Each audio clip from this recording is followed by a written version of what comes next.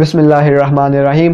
ناظرین، جب کبھی بلی کے رونے کی آواز آتی ہے یہاں بہت سے لوگ ڈر جاتے ہیں، خوف میں مبتلا ہو جاتے ہیں۔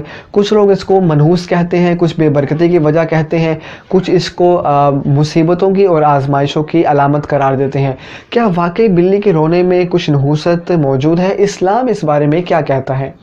دیکھیے، بلی کے رونے میں کوئی نحوست، کوئی بے برکتی کی وجہ نہیں ہے۔ اسلام نے اس کی تردید کی ہے، نفی کی ہے، بلکہ الٹا اس کی مذمت کی ہے۔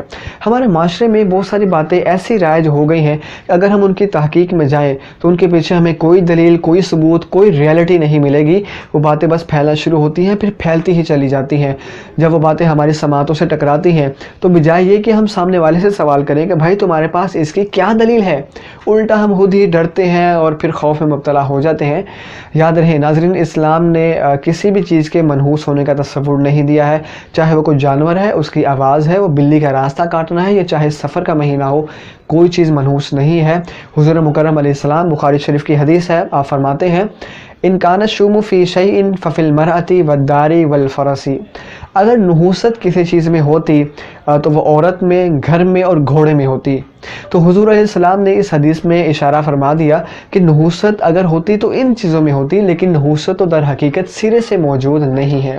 لہذا ہمیں مضبوط ذہن کا بننا چاہیے، مضبوط سوچ و فکر کا حامل بنے، ان چھوٹی چھوٹی چیزوں سے گھبرانا نہیں چاہیے، ورنہ یہ سلسلہ یہی نہیں رکے گا، بلکہ ہر چیز کے بارے میں پھر ایک سوالیہ نشان پیدا ہوگا کہ یہ چیز بھی منحوس ہے، وہ چیز بھی منحوس ہے، فلاں بندہ بھی منحوس ہے، فلاں وقت بھی منحوس ہے۔ ایسا نہیں ہے۔ لہذا مضبوط ذہنی کا مظاہرہ کریں اور خوش رہیں اور دوسروں کو بھی خوش رہنے دیں۔